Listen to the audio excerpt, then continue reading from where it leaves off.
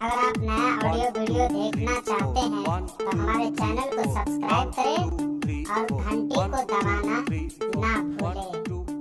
धन्यवाद।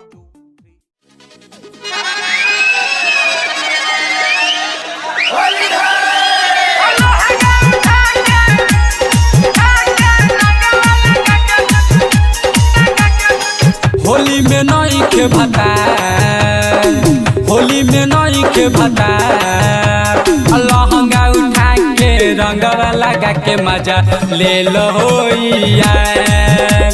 लहंगा उठा के रंगवा लगा के मजा ले लो यार।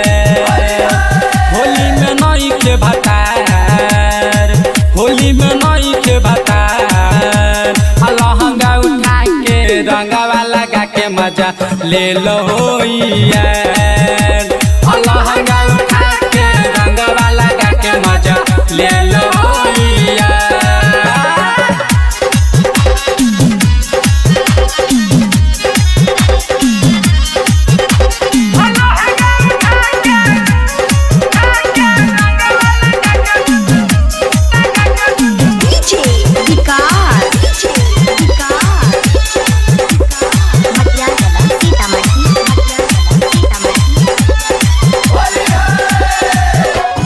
होलिया में फिर वैसन मिले नहीं मौका, मिले नहीं मौका। मन भर मजा ले लो बन मत बोका, बन मत बोका।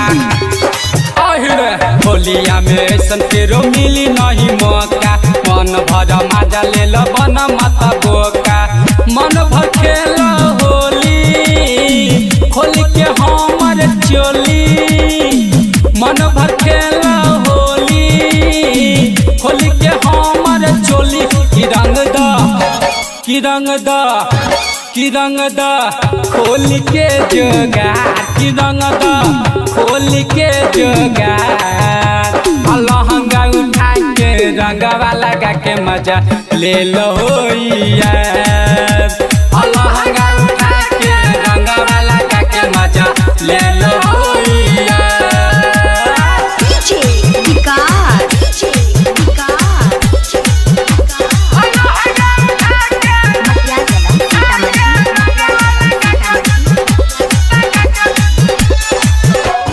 राहुल राजा पूजो हमर होलिया में बात हो, होलिया में बात हो। आहिर राइटर मनीष बाटे तोहरे ही साथ हो, तोहरे ही साथ हो। राहुल राजा पूजो हमर होलिया में बात हो, राइटर मनीष बाटे तोहरे ही साथ हो। कर तू मन मानी होली में दे दो निशानी, कर तू मन मानी होली में दे दो निशानी। कि तोर दा, कि तोर दा, कि तोर दा होली में सिल हमार, कि तोर दा होली में सिल हमार। लहंगा उठा के रंगवा लगा के मजा ले लो यार। लहंगा उठा के रंगवा लगा के मजा ले लो यार।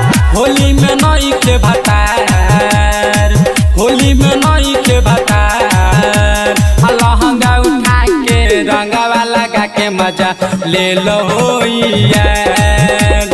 लहंगा उठा के रंगवा लगा के मजा ले लो यार। इलाका किसी का हो धमाका डी के राज का ही होगा।